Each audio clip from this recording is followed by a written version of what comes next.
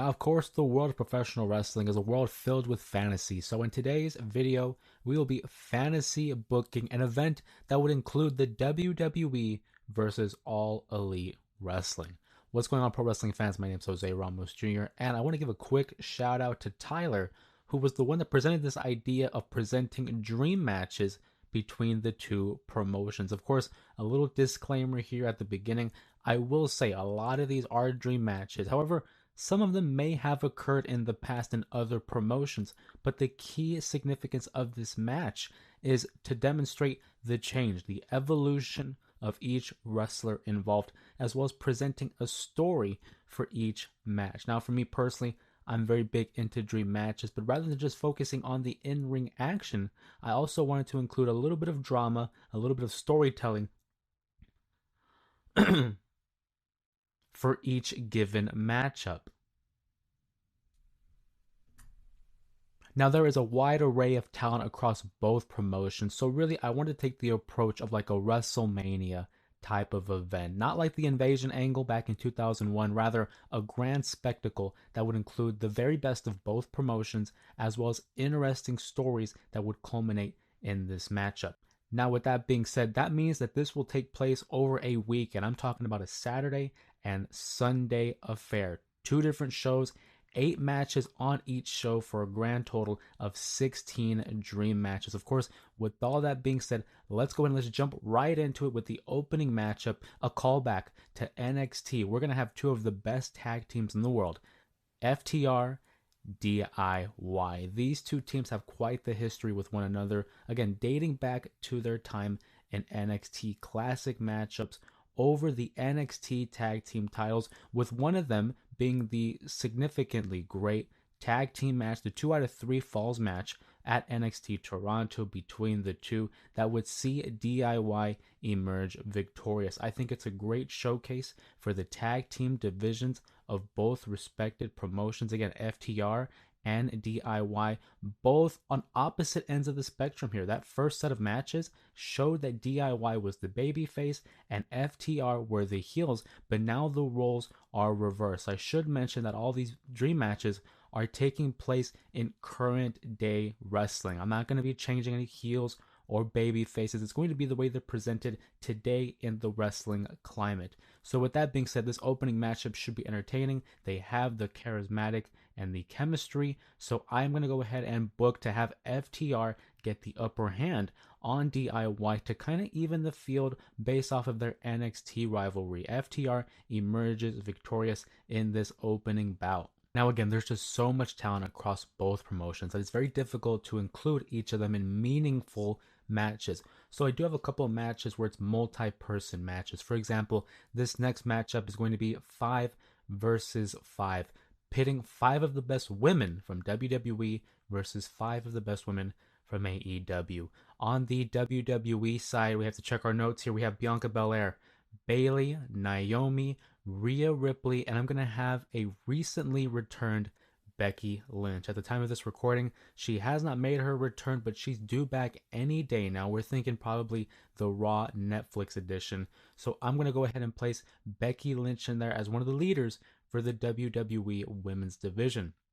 Now, on the opposition, they will be facing the team of AEW's best. We're talking Hikaru Shida, we're talking Chris Statlander, Willow Nightingale, Thunder Rosa, and Britt Baker, a who's who of each respective division. It should be a great showcase of what the women of both promotions can present, but I look at it from the sense of this. We're looking at the star power. We're looking at the credibility. We're looking at the significance of both brands. I look at the WWE side and we have girls rather, like Rhea Ripley, Becky Lynch, Bianca Belair, Naomi. I mean, how are you not, right? We're going to cut it short. I have the WWE going over AEW, and I will say it is a 5 versus 5, not like the Survivor Series matchups where it's eliminations, because we have a time constraint. Of course, 16 matches to get through. We're going to have Team WWE go over in this matchup. My next matchup would be very much like a David versus Goliath type of deal. They've had their battles back in the Indies, but we're going to have AEW's Darby Allin against the World's Heavyweight Champion, Gunther. I think it's important to recognize I'm not going to be placing titles on the line on this event. I think that would really show a little favoritism in terms of the outcome of the matchup. We're not going to have a WWE guy take the title off of an AEW guy. I think that in itself would just defeat the purpose. So we're having one-on-one contest. I think it's a great mesh of styles here. Darby Allin, the careless and reckless Daredevil, versus the calculated heel in Gunther. I personally would love to see this matchup again, given the current iterations of the character. Darby Allin, who has become the flag bearer of All Elite Wrestling, becoming pretty much the face of the company as he does battle with Jon Moxley and the Death Riders. And then you look at Gunther, who very much wants to be that for the WWE, to demonstrate that he is the best wrestler in the world. He's the World Heavyweight Champion. Why wouldn't he have that sense of confidence? I could see it going past a 15-minute matchup. Darby Allin consistently demonstrating that resilient factor as to why so many fans have become supporters of his. But I do have Gunther going over in the end. I'm not saying it's a flat out squash. I have someone like Darby Allin passing out to like the sleeper hold that Gunther likes to place on his opponents. I think both would fare pretty well in this matchup, but I have Gunther going over Darby Allin in the third matchup of this pay-per-view.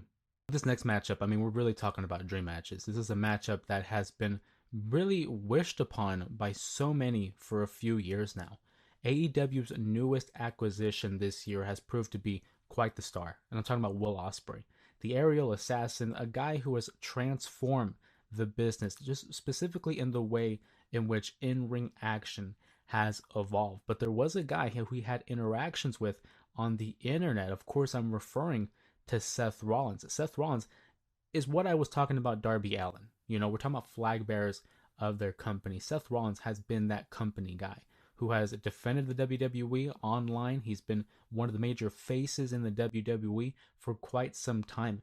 And to see these two go at it, I mean, it would be an instant classic. Seth Rollins, I think, naturally fits the heel in this this storyline that we would be developing. Will Ospreay probably would be the baby face, and for that being, I have Will Ospreay going over Seth Rollins. It's not anything of a personal choice. I just think, given the story that could be told, Will Ospreay is very much of the new wave of professional wrestlers. I'm not saying Seth Rollins is old school, but being that he's a WWE guy, there is that perception to his presentation. But nonetheless, the matchup between Will Ospreay and Seth Rollins surely would capture the imaginations of many professional wrestling fans, and hopefully one day we will be able to see this matchup. Me personally, I wouldn't put any money on it, but that's why we have it here included on my dream match list. Moving right along, we have a pair of women's champions to do battle. AEW's Women's World Champion Mariah May versus the Women's World Champion Liv Morgan. What I like about this matchup here is it's very much a contrast in stories. Mariah May, who has had a great deal of deception with those that she loves. We've seen what happened with Toni Storm and Mina Shirakawa, what she was able to give up in order to obtain the Women's World Champion, and is the glamour of AEW, versus that of Liv Morgan, who was the one that wasn't necessarily giving up things for the title, but was rather taking them from Rhea Ripley. I'm talking about taking the Women's World Championship, Dominic Mysterio, the Judgment Day. It's someone who has really become a vindictive heel in the WWE because she went on her revenge tour. And for her, she was vindicated. She was justified in doing these things. I think also the size disparity between the two, Mariah May, a little bit taller, a little bit bigger than Liv Morgan, and I'd like to see that type of a matchup when it's a smaller wrestler versus that of a little bit of a larger wrestler. Not to say that Mariah May is large by any means, but in this matchup, I'm thinking we're getting interference. Mariah May no longer has Mina Shirakawa. She doesn't have Toni Storm. And even if they were to become involved in this matchup, they surely would be against Mariah May. But in Liv Morgan's side, she has Raquel Rodriguez. She has Dominic Mysterio. A wide array of help that could be sent her way. So I think she finds a way to out-heel Mariah May and earn the victory for Team WWE. So when building this super card of AEW versus WWE, I had a few matchups that really were the focal point of each night. And it was just a matter of filling in the blanks, filling in the open spots throughout the card. These next three matchups, I think, are really what is focused on, especially on night one. In our next contest, we have a couple of New Japan Pro wrestlers turned AEW and WWE stars, two guys whose careers really took a path when they left total nonstop action. They would go on separate paths that would help determine their future and essentially their legacy in professional wrestling. One would go to New Japan Pro Wrestling and become the leader of the Bullet Club. The other would go to New Japan and become their world champion and become one of the biggest pro wrestlers of this generation. I'm talking about AJ Styles and Okada, a matchup that we have seen in New Japan Pro Wrestling, but I would love to revisit again to demonstrate the evolution of the characters and to revisit this feud over the world title for in New Japan that we saw several times over, but now no titles on the line, one-on-one. Who is the best? You chose to go to the WWE, you chose to go to AEW. What would have happened if vice versa would have occurred, or if both would have appeared in the same promotion? Well, we're going to answer that question by having AJ Styles against Okada one last time to see who is that damn good.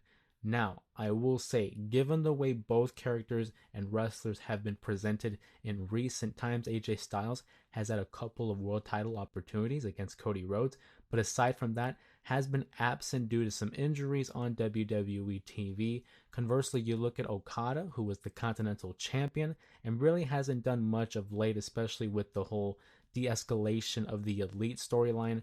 I look at this as an opportunity to reevaluate Okada, reestablish him as a top guy, because AEW, for me personally, has not done that with him. He seems to be lost in the shuffle, just another guy when it comes to the AEW roster. And I think this would be a great opportunity to reignite that fire in Okada, to reintroduce him to a former foe, to bring up the best in him, which is why I'm going to have Okada going over AJ Styles. AJ Styles is an established star. He's a legacy guy. He will forever be phenomenal. But I look at this as an opportunity, again, to reignite Kazuchika Okada into being the Okada that we all know and love.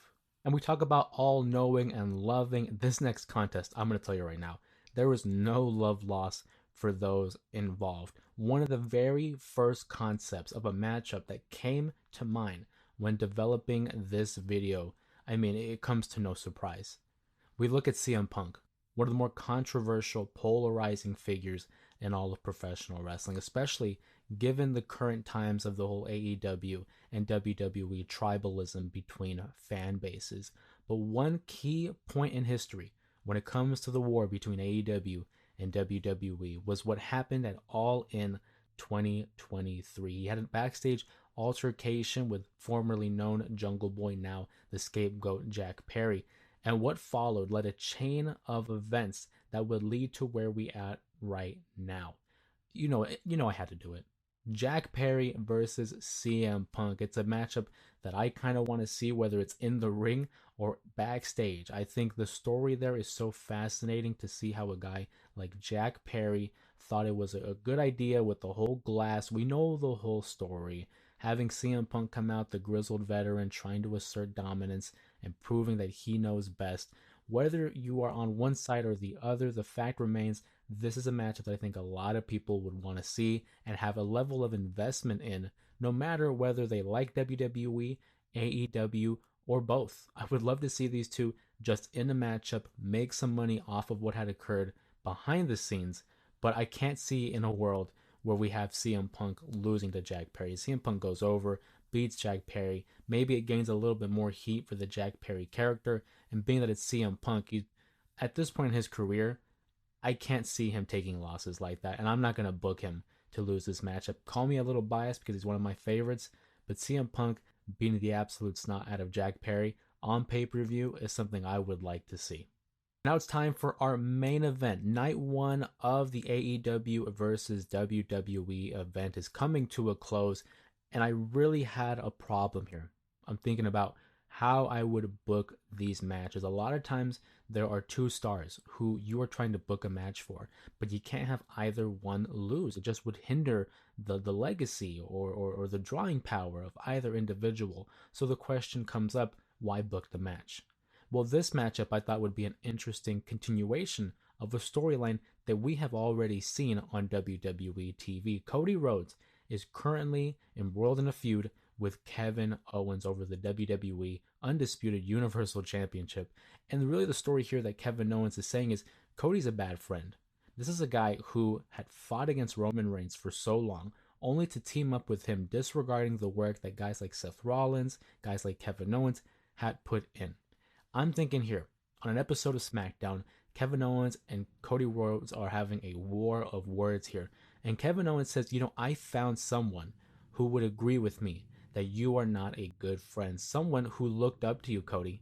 Someone that you tried to take under your wing and you failed them because you abandoned them. You left them alone to fight for themselves.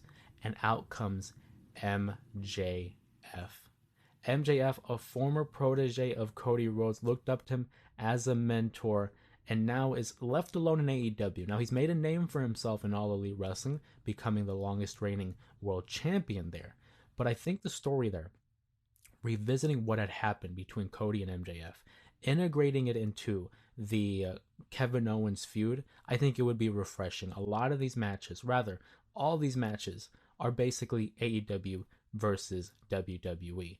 But with this one, it's a little bit more than that. It's personal because for Cody Rhodes, who was an instrumental part of the development of AEW, it includes him fighting off against a WWE foe and an AEW foe. The main storyline here is Cody Rhodes is a bad friend. He's not as reliable, he's not as dependable, and quite frankly for Kevin Owens, he's not trustworthy enough to be deemed a good friend. So in this moment here, Cody Rhodes needs to look for a partner. He can't find anybody to fight off against Kevin Owens, MJF. Can he be trusted? Can he trust anybody else? And in this moment, he's looking for someone. But he's not looking for a tag team partner. He's not looking for just a friend. But he's going to need to call on his older brother. Dustin Rhodes and Cody Rhodes, I have them teaming up versus MJF and Kevin Owens, reestablishing that maybe Cody Rhodes has been in the wrong when it comes to his friends, but when it comes to family, it has become the dominantly known foundation of the Cody Rhodes story. Of course, he does everything in honor of his father, Dusty, but why not have him and Dustin Rhodes team up once again to fight off the heels, MJF, Kevin Owens, and I have to have them going over. We're going to have a good ending, a happy ending. Dustin and Cody Rhodes win the matchup, defeating Kevin Owens and MJF. I think more likely we have Cody pinning Kevin Owens to end this matchup so it protects MJF and AEW. And it doesn't really hurt Kevin Owens and Cody Rhodes here, given that they've already been feuding for several months. That brings night 1 to a close. We enter night 2 for WWE versus AEW. And we're going to open up with a similar matchup to the women's the night prior. It's 5 versus 5, the men of AEW versus the men of WWE. On one side, AEW will be having Daniel Garcia. They're going to have Hook, Private Party, as well as Orange Cassidy on their side, and they will be taking on the group of LA Knight, the Motor City Machine Guns, and the Street Profits. I think it's a combination of styles here because we have Private Party on one end, who is their counterpart in the WWE. I would say the Street Profits. The Motor City Machine Guns, who were the TNA mainstays, had an opportunity to go to AEW or WWE, and they went with the WWE. You can integrate that into a storyline where they had a matchup in AEW, but yet they still chose to go to the opposition. LA Knight, the brash, the cocky, the arrogant babyface that we all love, is going to be leading this team against AEW, against some guys that he may be familiar with in other promotions. And when it comes to AEW, a lot of this is the mainstays of their babyface division right now. We saw at the conclusion of the Wrestle Dream event between Jon Moxley and Bryan Danielson that a group of babyfaces came in for the save, and they were these guys: Garcia, Hook, Cassidy, Private Party. But I'm going to tell the story of what's been going on SmackDown as of late. The Motor City Machine Guns and Street Profits have had their differences over the tag team titles. I think that in itself is waiting for it to implode and basically be the ending of SmackDown's chances here in this matchup. LA Knight, again, a brash, cocky type of a leader, probably thinks he knows best, probably thinks he can do everything on his own, but he can't. And you look at the team that AEW has, they are a well-oiled machine. They're all like-minded. They're all pretty much in agreement on who is the top guy in AEW. And that, I think, would be Daniel Garcia. I think Orange Cassidy just had his matchup against Jon Moxley, but I think Garcia is the face right now when it comes to this team. And he helps lead his team in defeating LA Knight and company, earning another victory for All Elite Wrestling. This next matchup, I think, is one of the more interesting ones for me because it's something different, something that we haven't seen certainly in NXT or WWE, because we have a couple of NXT guys, formerly NXT guys. AEW's Swerve Strickland has become one of the top stars in all of pro wrestling. This last year alone has seen him jumped up from mid-card to main event scene. The level of growth that he has demonstrated throughout this time, even winning the world championship by defeating Samoa Joe. He was at one point a part of NXT, promising young talent that could have risen the ranks in the WWE, but we found him in AEW, and he's flourishing. He's doing a great job. We knew him for his time in NXT, so why not have him go one-on-one with the guy who many may have considered to be the heart of NXT? I'm talking about Sami Zayn. Sami Zayn, who has become one of the main stars in WWE, again, climbed the ranks in NXT, took some time in the WWE on their main roster, but has found his rightful place as one of the top baby faces. You can tell a story here between Swerve and Sami Zayn. I think Sami Zayn is going to be the baby face here. Swerve is going to have this little chip on his shoulder, kind of demonstrating heel tendencies. Sammy's going to tell him, you left. You decided to go to AEW. You decided to not come back to NXT or WWE and wait your turn and earn that spot. Whereas Swerve is going to say something along the lines of, wait for my turn. I went out and I made my own opportunity. He became the world champion. He got over with the audience in an organic fashion, not unlike Sami Zayn, who very much wants to do things the right way. He has a good heart, really. I mean, even though with his heel turn that not many people were receptive to, I think Sami Zayn is a perennial baby face. He faces off against Swerve Strickland. They have this fantastic matchup. I would expect nothing less between the two, and I think Swerve Strickland gets the upper hand on Sami Zayn. Sami Zayn's a guy who can take a loss. I don't think it really hinders him or his success, and he's very much a sympathetic babyface. I think Swerve Strickland can really benefit from a victory over Sami Zayn, reestablishing him as a main event guy, having championship opportunities elsewhere. I think Swerve Strickland versus Sami Zayn would certainly deliver, and I have Swerve Strickland going over Sami Zayn. Now, this next matchup surely is on the docket, one of those matches that I think we all would love to see. Kenny Omega, although may be out of AEW at this moment, it's hard for me to not include him. It's a dream match. It's my fantasy booking. I'm going to include the best bout machine here on the show. Kenny Omega, who is well known to be one of the main leaders of the Elite, a former Bullet Club member, a former world champion, and widely regarded as one of the best wrestlers of this generation. How can I not pin Kenny Omega, who really helped put the Bullet Club on the map? How could I not have him up against the originator of the Bullet Club, Finn Balor, the previously known Prince Devitt, him against Kenny Omega? I mean, the storyline alone, two former Bullet Club leaders. Finn Balor created the faction, helped establish dominance in New Japan Pro Wrestling. Kenny Omega comes in and he takes it from what it was and brings it up to another level that I don't even know Finn Balor could have imagined. And then you look at the parallel in their careers.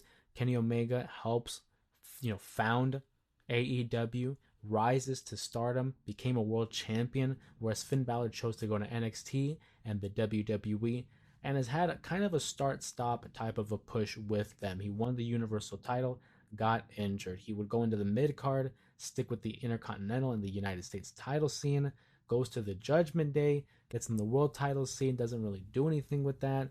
Finn Balor is an all-world talent, so have him up against Kenny Omega in what I would assume would be one of his first matches back since, his time with diverticulitis. Given that this would be the matchup here, Kenny Omega can't lose.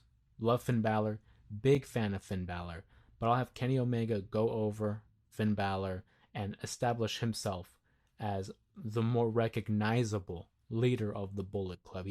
Finn Balor founded it, he created it, but I think Kenny Omega is much more associated with it, given his stardom in professional wrestling. But transitioning from this match into the next, I would like to see that Finn Balor and Kenny Omega have a moment in the ring where they kind of too sweet each other following Kenny's victory. They make their way to the back, and we quickly are introduced to the next matchup because the Young Bucks come out, and we have a moment where the Young Bucks and Finn Balor and Kenny Omega all in the same vicinity together. A nice too sweet moment between former members of the Bullet Club, and the Young Bucks make their way to the ring because they'll be taking on another pair of brothers that are a tag team, Jimmy and Jay, the Usos. This is another one of those matchups similar to like the Osprey and Seth Rollins matchup, where I think it's been a long time coming. It's a matchup that we want to see. Two of the very best tag teams in the last, quarter century, maybe.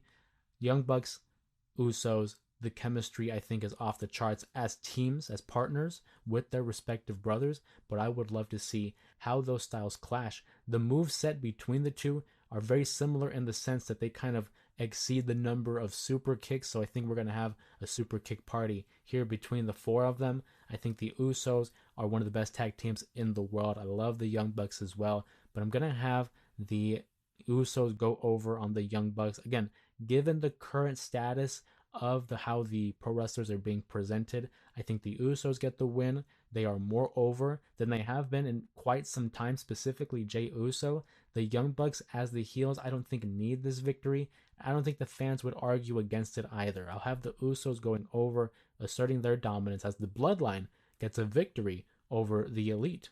I've reached the point of the show where we kind of need a break, and I think a battle royal would really do well in this type of scenario. There's a lot of guys on both rosters that don't have matches on the card. So this is a way to kind of get everybody on the show, present some of the favorites that the fans want to see. I'm going to have a good old-fashioned battle royal. I'm talking 30 individuals. Like, that's how many, talents that we don't have on this card. 15 and 15 going up against each other, AEW versus WWE. And just real quickly to knock off some of the list and let you guys know who I would book in this battle royal. Let's start with WWE. We have Braun Breaker, Rey Mysterio, Dominic Mysterio, Sheamus, Kaiser. We have Bronson Reed. We have JD McDonough, Andrade, Solo Sikoa, Carmelo Hayes, Jacob Fatu, Shinsuke Nakamura, Randy Orton. We also have Braun Strowman and Kofi Kingston to round out the WWE side. On AEW, we have guys like Adam Cole, Pac, Wheeler Yuta, Claudio Castagnoli, Jay White, Takeshita. We have Brody King, Malachi Black, Bobby Lashley, Chris Jericho, Christian Cage, Kyle O'Reilly, Jeff Jarrett, Buddy Matthews, and just for fun, I decided to add Adam Copeland, who was formerly known as Edge, a who's who of talent when it comes to WWE and AEW. And that was the point here. I wanted to chalk load as much talent, as much top tier talent as I could. That's why we have big names like Randy Orton, Rey Mysterio, Chris Jericho, and Adam Copeland involved as well. But again, I look at it and in this point of view, we want to be able to establish someone new. I want to be able to give the rub to someone that's on the rise. And when you have multiple champions like the US champion, the Intercontinental champion, the North American champion, or rather the international champion for AEW, I think why not have a guy like Braun Breaker go over? I think it would fit him very well. Braun Breaker, who has been proven to be quite the badass on WWE TV. I'll have him dispose of 29 other individuals. Winning a matchup here like this Battle Royal with so much talent involved would do wonders for Braun Breaker. I see him as a future world champion, and I have a lot of high expectations for Braun Breaker in the near future. Next up, we have a matchup that I didn't think I wanted to see initially, but upon further evaluation of the story and what we could do between these two, I think their styles very rugged, very tough. We could have this in kind of like a no-holds-barred type of stipulation. But I have Drew McIntyre versus Hangman Adam Page. Now, initially, you look at this matchup on paper and you're thinking, why? Why would this matchup come together? What is the correlation? Who is the one common denominator when it comes to Hangman Adam Page and Drew McIntyre? I'll answer it for you. CM Punk. CM Punk has his major differences with both of these individuals, but Drew McIntyre is the kind of guy who likes to hold others accountable. It's why he's attacked guys like Jey Uso and Sami Zayn because of their alliance with Roman Reigns and the Bloodline. I feel like Drew McIntyre could go after Hangman Adam Page, blaming him for the reason why CM Punk had his fall in AEW and eventually found himself back in the WWE. Again, wreaking havoc all over Drew McIntyre's career as of late. He looks at Adam Page and holds him responsible for the shoot promo that he had about workers' rights against CM Punk and points at him as responsible for the reason why CM Punk would eventually take some time off due to injury, return, have his run with the AEW World Title, have the altercation with the Elite, leading to him leaving, joining the WWE, and then we know the story that follows there. Drew McIntyre is that vindictive type of heel who wants to hold everyone responsible, whereas Hangman Adam Page has developed like this paranoia where everything is kind of out to get him and he wants to be the top guy. Drew McIntyre has, climbed up the ranks in WWE, proving to be one of their top heels. And I think he wants to have this moment where he demonstrates that he's just as good, if not better, than a Drew McIntyre. I think that the common tie between CM Punk is a reason for them to kind of team up against Punk. And I think that would be like an obvious type of option here, which is why we're going to go bait and switch and have the two go up against each other. Two of CM Punk's greatest rivals as of late, but also holding each other accountable for the man that really kind of wrecked their careers for a little bit of time there. I will have Drew McIntyre go over. I think Hangman Adam Page is a guy who can take a loss and keep moving forward. And Drew McIntyre, for me personally, I book him to go over as a reward for the work that he has done with CM Punk and this past feud, which I think probably will go down as feud of the year. And I think it should be a physical, a violent affair between Page and McIntyre. And again, it's a matchup I didn't think I wanted to see, but now I'm very interested to see if this could ever come to fruition. Doubtful, but that's why we have our fantasy booking. Second to last contest here, we have a pair of women who I think highly of when it comes to their in-ring style. And I think their chemistry between one another would be fantastic. We didn't really get to see much of them interacting in the WWE. We did have a kind of interaction in NXT, but this is going to be one of the only matchups here on the card where I will have a championship on the line. She is technically the TBS champion, but she's also the New Japan Pro Women's Strong Champion as well. Mercedes Moné versus Io Sky. This for me is a matchup I would love to see, given that they're heroes. They're the two people that they took a lot of inspiration from. Eddie Guerrero from Mercedes Moné, and then Rey Mysterio as well from Io Sky. I think this would be an awesome matchup between two of the best in the women's division of pro wrestling in general. I would love to see the acrobatics and just the full-on selling between these two women. At one point, I thought Mercedes Moné was one of the greatest pro wrestlers in this modern era, but I think I look at a girl like Io Sky, and I mean, the talent alone is remarkable. I would love to see these two go at it at this point in their careers. Again, we saw it in NXT when NXT Women's Champion Io Shirai was on top, but now Io Sky can challenge for a title that she's never won. She was champion in Stardom, she was champion in NXT and in the WWE, but New Japan Pro Women's Strong title was not a thing. So for her to be able to challenge Mercedes for that matchup, I think would be awesome. But because it is for the title and I can't have Io Sky walking out with that title, Mercedes goes over, gets a little bit more heat to establish her as the evil CEO of AEW, but I think it would be a solid matchup. Finally, in our main event, in one of our lengthy videos here for the channel, the goal was to set precedent for what fantasy booking could be between AEW and WWE. But across pro wrestling, I think the one storyline that has dominated the headlines has been the Bloodline. Roman Reigns and what he has been able to accomplish with the storyline, reestablishing himself as the top guy in WWE. Whether or not we wanted it or not, Roman Reigns was destined to be at the top here in the WWE. But we look at how it all started, and we talk about the Shield when Seth Rollins hit him with a chair in the back 10 years ago, setting in motion for what would transpire over the course of the last decade. There was a third member of that group in the Shield. We've seen Seth Rollins do battle with Roman Reigns. We've seen Seth Rollins do battle with this individual But to see him in this current state, Jon Moxley. Jon Moxley versus Roman Reigns is the main event for this cross promotion pay per view. Jon Moxley versus Roman Reigns. Two brothers that were members in the Shield. They got along for quite some time following the betrayal of Seth Rollins. But given that Roman Reigns wants to reassert himself as the top guy in pro wrestling after losing the title at WrestleMania 40, he's been kind of on a downward spiral here within himself, trying to find out who he is as an individual, who he is as a tribal chief, a chief without a tribe. Whereas Jon Moxley wins the AEW World Championship for the third time, and now he is running roughshod all over AEW, wants to create it in his image of what AEW should be, flanked by guys like Pac, Wheeler Yuta, and Claudio, of course, Marina Shafir as well.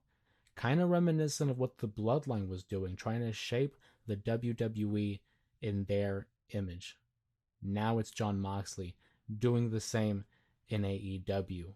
Now, whether or not it's directly influenced by Roman Reigns and the Bloodline, you could make the argument for storyline purposes. Roman Reigns looking at Jon Moxley saying, "What are you doing? I'm the tribal chief, and you're over here trying to create a knockoff tribe." Jon Moxley, who obviously doesn't believe that, he's saying, "I'm doing this for the betterment of AEW. You were doing it for the betterment of your bloodline." It's a little bit of a contrast in styles. I don't think we have heel versus babyface or babyface versus babyface or whatever combination. These are two individuals who are very familiar with one another, have deep ties with one another, and hate to see what the other has become. But at the same time, they are representing their respective promotions. They want to prove that their promotion is the top promotion. No interference required. I'm not going to have the Death Riders or the Bloodline interfere in this matchup. I think it's important to maintain the credibility and the integrity of this main event. But with that being said, Roman Reigns has a lot of demons to fight because of what happened back in June of 2014. Again, it's something that he still has to come to terms with to this day, a decade later. Still has his issues with Seth Rollins. I look at Jon Moxley, who has his own personal issues with Seth Rollins as well. But I think this is the beginning of Roman Reigns turning a new leaf. He beats Jon Moxley and becomes one step closer into becoming whole again. Again, didn't have a beef with Dean Ambrose of the Shield. But remember when Dean Ambrose had left the WWE, joining AEW? You could make the argument of, "You left me." Again, it's a common theme in pro wrestling nowadays. Jon Moxley, Dean Ambrose, you left me alone. I had to create my own group, the Bloodline, to maintain success here in the WWE. What else was I supposed to do? And now you want to come here with your group of All Elite Wrestling and try to run roughshod on us the way you've done them? Not going to let that slide. I think it would be a melodramatic matchup, certainly between the two, given their history. But like I said, Roman Reigns goes over Jon Moxley in a great matchup. And I'm not going to act like one guy is buried over the other. I think this matchup in itself reestablishes both of their characteristics and sets in motion for what moves forward. Roman Reigns does a little bit of soul searching, some healing as he now moves forward to the babyface side.